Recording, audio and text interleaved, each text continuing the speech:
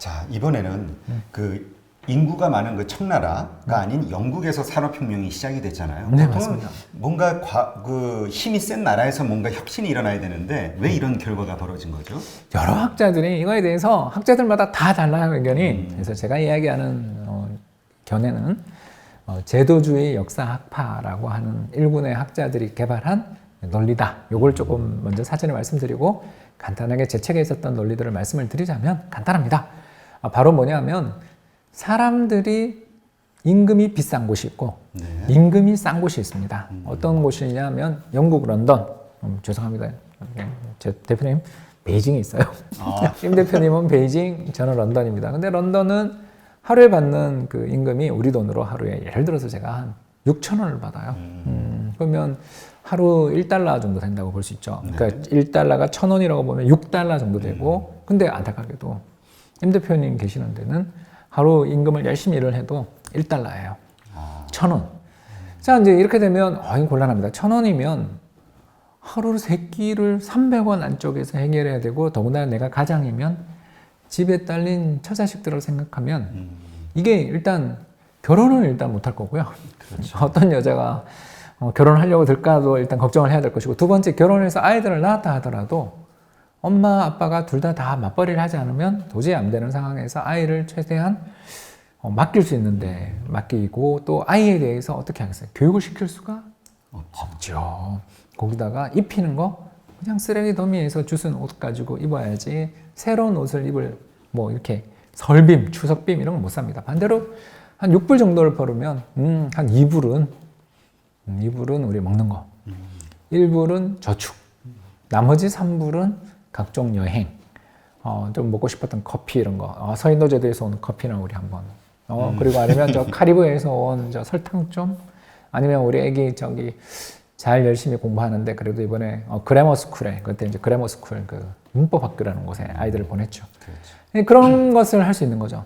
그러니까 이렇게 그 절대적인 임금의 수준이 생계임금이 한 하루에 1,000원이라고 저희들 부르는데 생계임금 수준에서 허덕이고 있는 나라와 그보다 훨씬 높은 나라가 있다면 이 나라 중에서 어떤 나라가 산업혁명이 벌어질 것인가에 대해서는 벌써 느낌이 확 오시죠. 일단 하루에 6불 또는 5불 정도의 소득을 가지고 있는 나라에서는 상품 시장이 형성될 수 있을 거고 두 번째는 자녀들에 대한 교육이 가능해지니까 기술의 축적이 이루어지겠죠. 무엇보다 더 중요한 것은 기계는 처음 만들었을 때 더럽게 비싸요.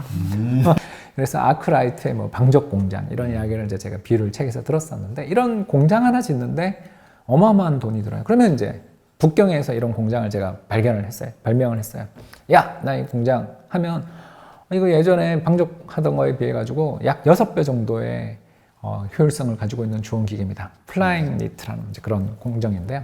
나르는 뭐 그 실 뭐 이런 건데요. 아무튼 이 거대한 기계가 굉장히 큽니다. 거대한 기계를 만들어 놓으면 이게 생산성을 거의 6배 정도 높여준다고 가정을 해보죠. 이걸 들고서 영국에 가면 와, 안 그래도 요새 임금이 비싸가지고 내가 방적 공장 이거 하기가 힘들었는데 너무 잘 만들었어. 나 이거 당장 하겠고 이 방적 공장 보니까 옛날보다 훨씬 더 다루기 쉬워서 여기 옛날 이야기입니다. 12살 아이를 갖다 놓더라도 얼마든지 일을 할 수 있으니 임금이 훨씬 싼 아이들을 쓸 수 있어서 이거 수익률 대박 40%. 1년의 투자 수익률 40%. 자, 반대로 중국이나 인도를 가면 이제 무슨 일이 벌어지냐면 어머니 그 기기가 왜 필요해요? 한 명 더 고용해서 돌리면 되지. 뭐가 필요합니까? 하루 1달러인데. 사람들의 마인드가 다른 거죠. 이게 인건비가 좀 올라가고 사람이 좀 희소하다 싶어야 저걸 내가 어떻게 하면 저 인건비를 좀 줄여서 내가 잘 살게 이 기계를 가지고 내가 한번 마진을 이게 자본주의 아닙니까? 그렇죠. 투자를 해서 내가 한번 마진을 내고 싶은데 그래서 실제로 아크라이트의 방적 기계 같은 경우는 영국에서는 연 수익률 40%인데 인도에서는 1%래요. 근데 뭐 식민지 인도에서 그 토지를 담보 잡고 소장농한테 돈 빌려주는 거나 뭐 이런 거 하면 금리 수십 %를 받을 수 있는 나라에서 이걸 뭐하러 수익성이 없네. 수익성이 없죠. 그러니까 어떻게 보면 산업혁명이라는 걸 하려는 것은 결국 인건비를 줄이는 기계를 도입함으로써 그 기계를 통해 생산성을 향상시키고 그리고 물건의 값을 떨어뜨려 더 많은 구매를 유발시켜 나가는 일종의 선순환을 유발하는 게 산업혁명이다. 이렇게 본다면 적어도 인건비 수준이 아주 절대적으로 낮은 나라에서 자발적으로 산업혁명을 일으킬 동기를 찾기가 어려울 수도 있고, 더 나가서 그런 동기를 가지고 있다 하더라도 돈 빌리기가 자기 돈으로 할 수 없는데. 그렇죠. 예, 그래서 나라가 좀 신뢰를 가지고 있고, 또 임금님이 좀 이 돈 떼먹으면 너 감옥 가야 돼.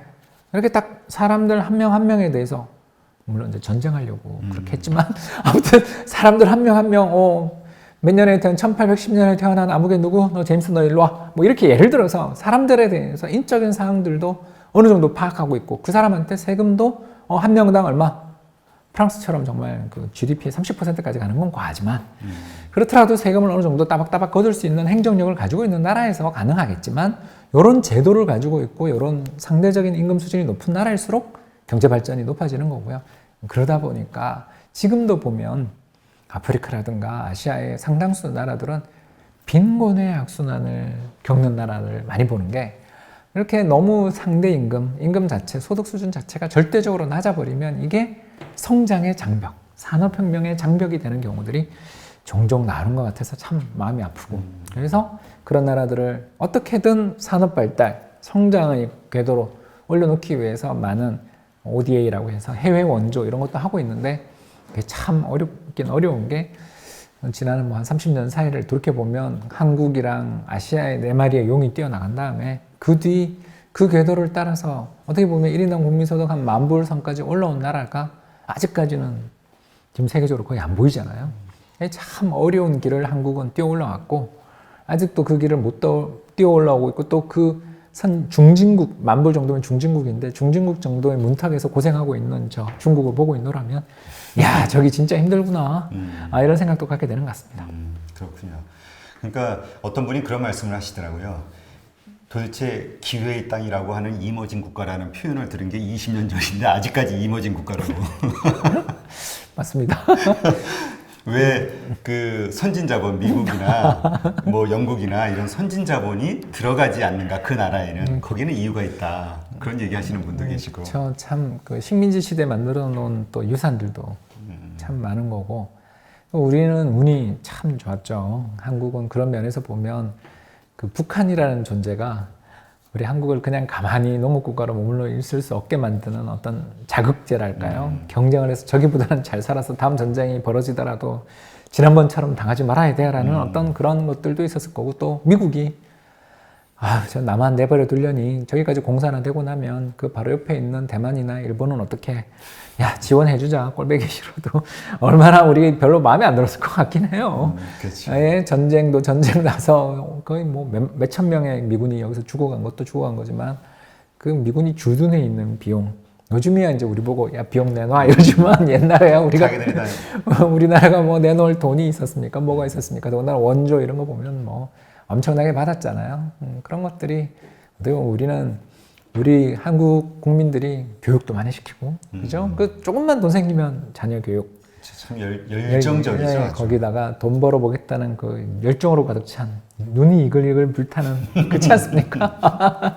돈독 어른이라고 나쁘게도 부를 수 있지만, 아무튼 열정에 불타는 그런 국민들 덕분에 경제 성장할 수도 있었지만, 또 운도 따랐다라고 볼 수 있는 게 이런 사례들에서 나오는 것 같습니다. 네. 그러니까 우리가 보면 생산성 증가가 빠른 혁신 국가에 투자해야지만 한다라고 맞습니다. 이제 결론을 내리셨잖아요. 맞습니다. 이게 이제 요즘 돌이켜 보면은 결국 될 놈이 된다 이거죠.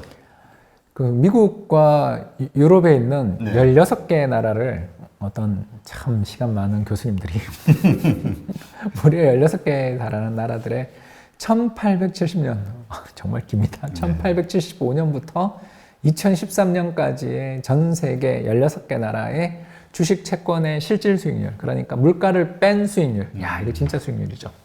실질 수익률을 조사를 했더니, 자본주의 역사 150년이잖아요. 네네. 그 150년 동안의 역사를 조사해 봤더니, 세상에 이 16개 선진국의 주식과 부동산의 수익률이 똑같더래요. 몇 퍼센트? 7%. 연이요. 그러니까 저는 오늘 강의에 재테크 강의는 아니지만 제발 자본에 투자하셔야 됩니다. 주식이든 부동산이든 또는 대체자산, 다른 대체자산도 좋고요. 뭐 사모펀드라든가 헤지펀드도 솔직히 능력 때문에 할 수 있으면 투자할 수 있다고 하면 좋다고 생각하고요. 또 인프라도 좋고요. 리츠도 좋고요. 아무튼 이런 자산에 투자를 왜 해야 되는가가 저는 그 논문에 너무너무 잘 나와 있었다고 생각되는데 1875년부터 시작해서 2013년 사이에 세계 경제에 네 차례 큰 충격이 있었잖아요. 첫 번째가 세계 1차 대전, 그렇죠. 두 번째가 사이에 있었던 대공황, 세 번째가 또 그 뒤에 있었던 세계 2차 대전과 냉전, 그리고 마지막으로 2008년 글로벌 대불황. 이런 네 번의 거대한 역사적 사건들을 겪으면서 위험 자산, 주식이랑 부동산이 위험한 자산이잖아요. 이런 자산이 연 평균 실질 수익률이 16개 나라 평균이 7%다. 그러면 이런 자산이 돈을 알아서 불려주는, 거기에 투자를 하고 있는 사람과 그냥 그런 사람, 그런데 투자를 못하고 손을 내밀지 못하는 사람들 사이에 시간이 거듭되면 거듭될수록 어마어마한 차이가 아예 그런 일들이 벌어질 수밖에 없다라는 측면에서 말씀하신 것처럼 선진국들이라는 것의 정의를 어떻게 하냐 이렇게 물으시면 바로 인구나 자본의 투입 없이 생산성, 사람들이 똑똑해지거나 사람들 모여서 일하는 데 있어서의 협력의 기술이 발달하거나 주어져 있는 그 도구를 예전보다 훨씬 더 잘 쓰는 기술 뭐 이런 거 아니겠어요? 이런 혁신 덕분에 경제 성장이 이루어지는 나라, 생산성의 향상이 꾸준히 이루어지는 나라에 장기적으로 투자하는 게 어떻게 보면 우리 한국 사람들도 요즘 되게 답답하잖아요. 아니 이게 뭐야 라고 싶을 정도의 옛날처럼 활력도 없고 더 나가서 어디 투자하려고 그러니까 부동산은 이미 급등해 있는 것 같고 주식 투자하려니 불안정하고 그렇다라는 이야기를 정말 많이 듣는데 그럴 때마다 항상 하는 이야기가 자본주의의 짐승 같은 생존력, 부활력을 믿고 더 나가서 되도록이면 자산을 분산하시고 또 젊으면 젊을수록 더 위험한 자산에 투자를 해서 입 꽉 깨물고 버텨내는 이런 자세를 가지는 것 이외에 저금리, 저성장의 시대를 이겨내는 다른 뾰족한 수는 없지 않을까 그런 생각을 좀 하게 되더라고요. 네. 근데 지금 하신 말씀 중에 제가 요즘 깨닫고 있는 것 중에 하나가 예전에 어떤 분이 그런 말씀을 하셨거든요. 자본주의의 힘을 믿어라. 근데 좀 이해가 안 됐는데 결국 보니까 우리는 죽을 위기에 몰리면 어떻게든 발버둥을 쳐서 살아나려고 노력을 하잖아요. 맞습니다. 기업이든 사람이든 이렇게 될 것이다라는 게 이제 자본주의. 예, 그렇죠. 그러니까 결국 주기적으로 벌어지는 불황이 우리를 참 괴롭히고 특히 젊은 세대들, 우리 밀레니얼 세대 같이 88년 용띠 세대들 이런 세대들은 나 졸업해가지고 취직하려고 그러니까 뭐 뉴 에라, 뭐 신세대, 야 저성장이 만성화된다고, 야 나 왜 이렇게 재수 없어 이렇게 지금 굉장히 괴로우신 거죠. 그렇게 괴로우신 분들 사이에서도 또 아까 이야기했던 자본을 가지고 있느냐 없느냐에 따라서 또 격차가 벌어지는 이런 세상의 흐름을 빨리 좀 읽고 너무 비관론에 처해서 또 망할 거다. 망해봐야 저것들 정신 차리지. 이런 이야기는 누구나 쉽게 할 수 있지만 그 망할 때 예를 들어서 경제 위기가 온다라고 한다면 그 위기 때 가치가 높아지는 자산은 어떤 것이 있는지. 즉 나심 니콜라스 탈렙이 이야기했던 것처럼 블랙스완이 터졌을 때 안티프레자일한, 다시 말해서 내구성이 있고 위기가 터졌을 때 오히려 가치가 더 상승하는 자산에 그런 이야기할 때 얼마를 투자하기 위해서 노력하고 있는가. 그러니까 자산이 젊을 때는 적지만 그를 위해 노력은 할 수 있는 거지 않습니까? 저는 그런 준비들을 하기 위해서라도 역사 공부가 좀 필요하다라고 책 광고를 하겠습니다. 네, 깨알 같은 광고 좋습니다. 네.